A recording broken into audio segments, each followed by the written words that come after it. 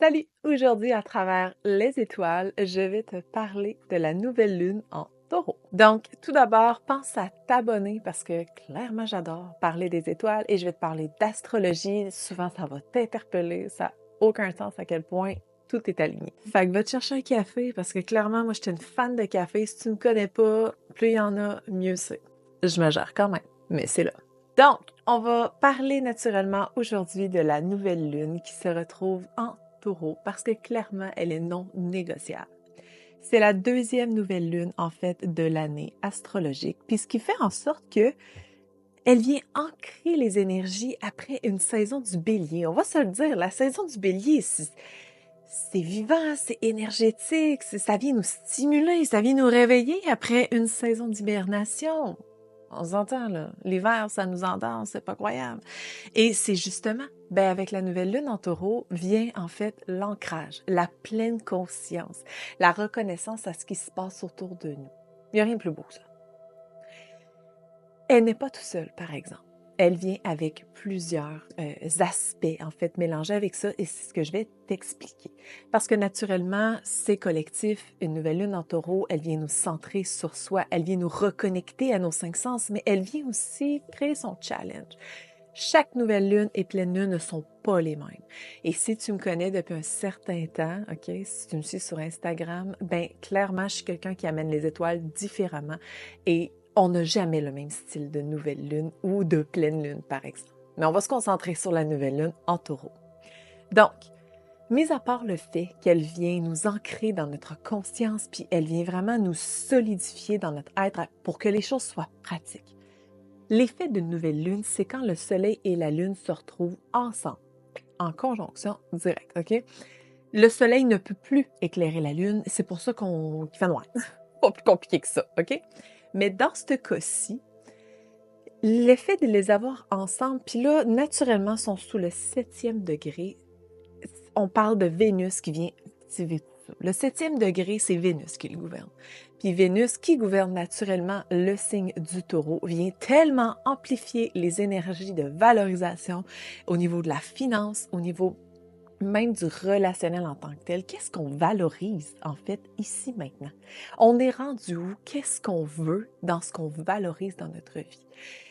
Ce qui peut être un peu plus tricky avec les nouvelles lunes en taureau, c'est qu'il faut prendre notre temps. C'est pas là où on perce les mystères puis on veut défoncer les barrières, OK? On fait vraiment en sorte de prendre notre temps parce que tout ce qui va être créé va être tellement enracinant. Puis sache une chose, une nouvelle lune en taureau, ça gouverne la Terre aussi. Une nouvelle lune, on sème une graine. Si on sème une graine, la fleur, là, ou la carotte, elle ne viendra pas tout de suite, là. OK? Ça va prendre un certain temps.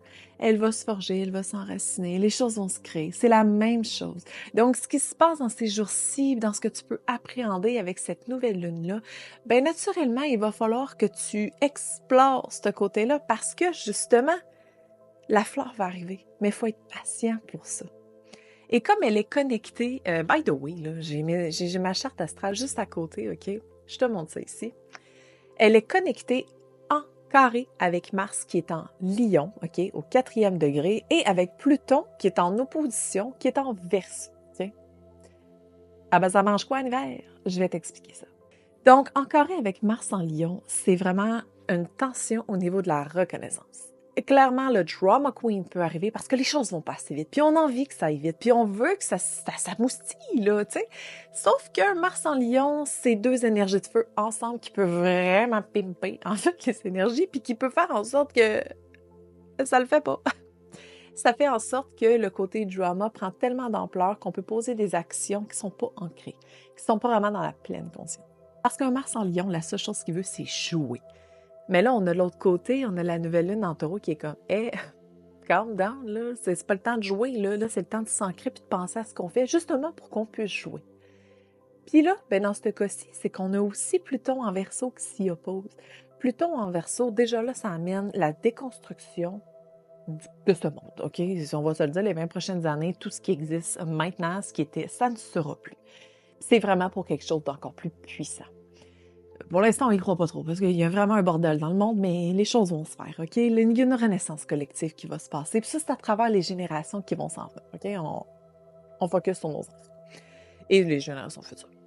Pluton, en Verseau, ben justement, veut, avec cette nouvelle lune-là en carré, veut nous pousser à sortir de notre zone de confort pour sortir de la stabilité, pour aller créer notre sécurité. Puis là, ça a l'air vraiment contradictoire ce que je vous dis, là, parce que je suis comme, on sent, pleine conscience, on fait pas les affaires trop vite. Puis là, je te dis, Pluton est de l'autre côté, puis il est comme, pression. Faut bouger les choses. Faut faire en sorte de sortir d'une zone de confort pour aller créer un confort. C'est ça que ça veut amener. Puis l'opposition entre Pluton puis Mars, là, c'est de l'ego démesuré. C'est le fait de se foutre de ce qui est.